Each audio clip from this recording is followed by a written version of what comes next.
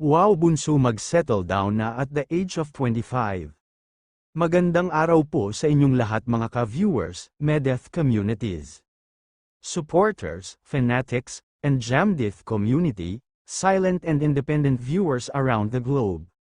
Paki-like and share naman ang videos natin guys, mag-settle down na daw si bunso after makatapos ng college. Gusto niya daw na mag-settle down, kung makahanap na daw siya ng lalaking worthy at best choice na maging tatay ng mga anak niya. Pag 25 na daw siya ay pwede na daw siya mag-settle down. Kasi 1 year na daw siya nag-graduate noon, kaya gusto din daw niya maka-vibes at makasama niya daw sa paglaki ang magiging baby niya. Kaya daw siya nagsusumikap at the age of 18 ay nagtatrabaho na siya.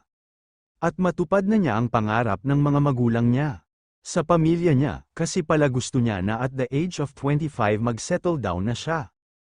Marami naman na nag-express ng kanilang damdamin na andyan lang daw sila hanggang magkaanak sila ni James.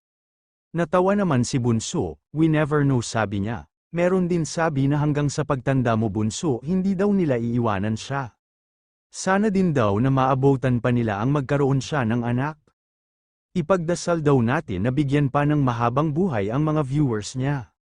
At huwag daw kayong magpaka-stress at huwag na gumaya sa iba dyan na punong-puno ang puso ng puot at galit.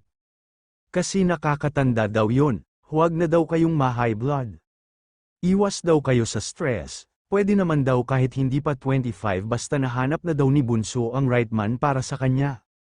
Pwede naman daw magpatuloy na mag-aral kahit may asawa na. Hindi lang daw ang pagtatapos ang iniisip din niya. Ang gusto niya talaga na masettle muna ang pamilya niya.